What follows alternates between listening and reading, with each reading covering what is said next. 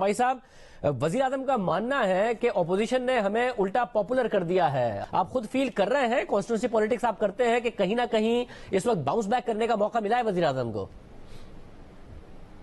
नहीं, कोई bounce back नहीं होता। आप हुकूमत में हो, बड़े जलसे कर सकते हैं। अगर हुकूमत अपना काम छोड़ के जलसे करने शुरू कर दे तो फिर मुल्क का क्या बनेगा। तो जलसे आपने कर लिए, एक और बड़ा जलसा हो जाएगा।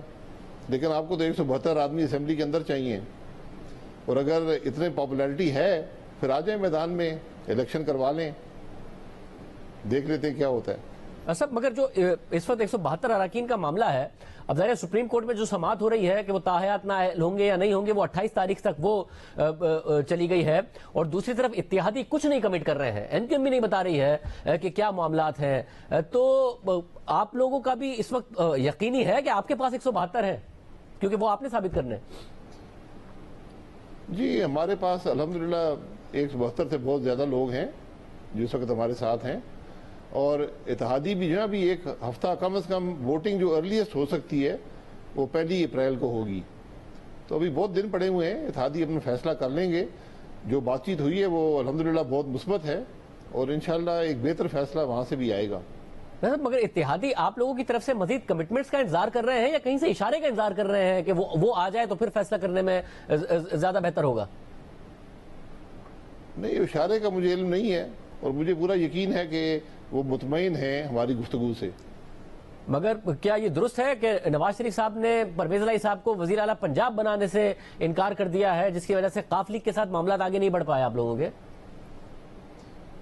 नहीं, ये बात आज एक टीवी चैनल पर चली है, इसकी मैंने इसको चेक भी किया है, इसकी कोई हकीकत नहीं है, क्योंकि ऐसी कोई मुशावरत हुई नहीं है।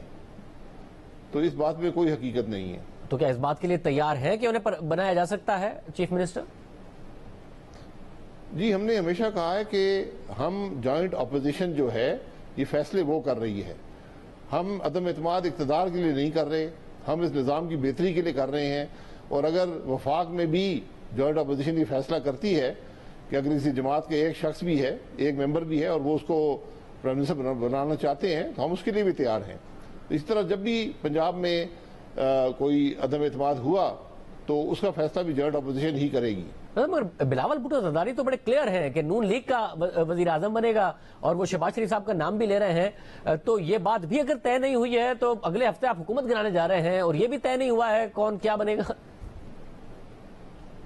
जी देखें, अभी तो वफाक की बात है ना, तो ये बातें मुशावरत भी हो चुकी है, ये बातें काफ़ी हद तक तय भी हो चुकी हैं, लेकिन ये पब्लिकली अनाउंस नहीं की गई।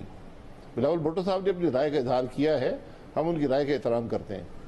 वैसे मामला जितना आगे निकल गया है, यहाँ से भी अगर इदारे मुदाखलत कर दें और मुसालिहत के लिए मुदाखलत कर दें, तो क्या यहाँ से पीछे हटने का कोई रास्ता है कि हाँ जी जल्दी इंतखाबात हो जाएं और ये हुकूमत भी चले और आप लोग विड्रॉ कर लें अपनी नो कॉन्फिडेंस?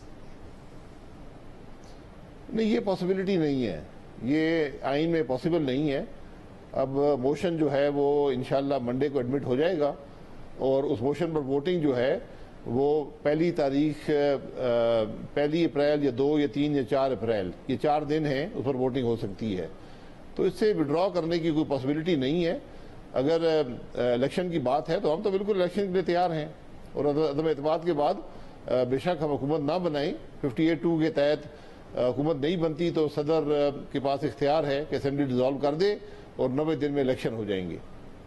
भाई साहब, आपकी एक बड़ी वाज़ेह पोजीशन रही है कि इस्टेब्लिशमेंट की सपोर्ट के बगैर अदम एतमाद नहीं हो सकती है, मगर आपकी पार्टी अब अदम एतमाद के लिए जा रही है और कॉन्फिडेंट है कि उसमें कामयाब होने जा रही है।